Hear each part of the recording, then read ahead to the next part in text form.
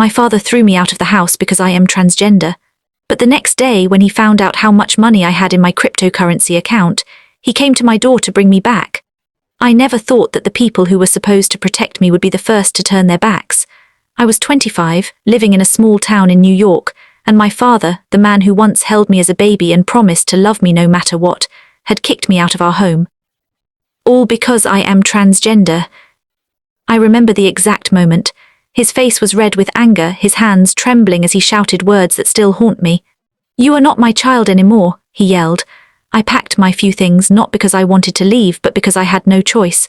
The weight of rejection crushed me, but I promised myself I would survive. That night I slept on a friend's couch. The city outside was alive, neon lights flashing past, people laughing, cars honking, life moving like nothing had changed. But for me, everything had changed. I felt invisible, but I also felt a burning fire inside. I knew that one day everyone who had doubted me would regret it. I had always been careful with my cryptocurrency investments. While my father only saw me as a mistake, I was quietly building a future that even he could never imagine. Bitcoin, Ethereum, and a few smaller tokens had grown beyond what I could have dreamed of.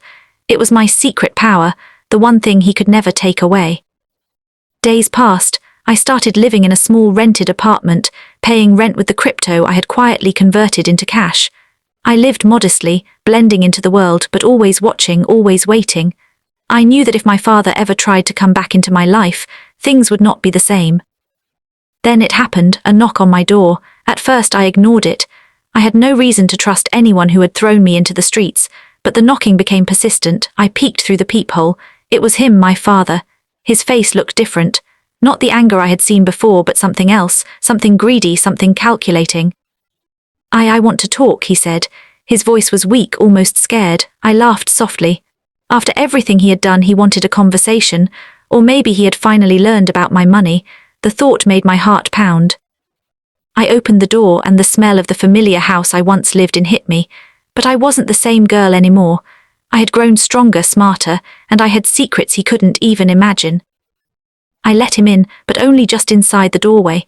I wanted him to feel the change, to understand that I was no longer the person he had cast aside. He looked around nervously.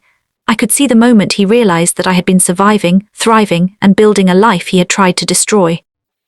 I decided then, quietly, that this would be the beginning of my revenge, not with anger, but with the cold satisfaction of watching him crawl back to me. He had underestimated me, and now he would learn what it meant to throw away someone who could never be broken. The next few days were a game. I watched my father from a distance, letting him think he had control, letting him show me just how desperate he was. He called, he texted, he even tried visiting again, pretending he cared, but I saw through it. He had always been a proud man, believing that money and status were everything. Now he was begging the child he had once shamed, and I held the cards. I started to manipulate the situation slowly. I let him feel that he had power, only to tighten my grip when he least expected it.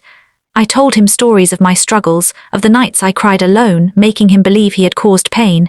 His guilt grew, and so did my resolve. I invited him to a small dinner, just the two of us. The look on his face was priceless, confusion, fear, and something else I had never seen before, respect. Respect for someone he had tried to erase. I didn't know," he whispered, eyes wide, but I shook my head. "You didn't want to know, you didn't want me in your life," I said calmly. I revealed a fraction of my success, a casual mention of my crypto investments, a passing comment about the lifestyle I could afford. His eyes lit up like he had just found gold, and I let him feel that illusion, just enough to make him crave more. It was not enough for me to forgive. It was not enough to let him back in. No, this was my revenge, the slow, calculated reclaiming of power. The girl he thought was worthless was now untouchable. I had become the storm he could never control. And all the while I kept growing.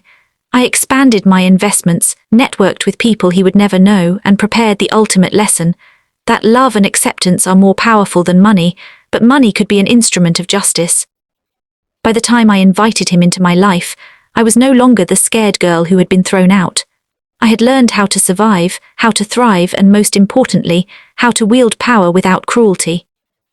I guided him carefully, showing glimpses of success, allowing him to think he was part of it, but never letting him truly control anything.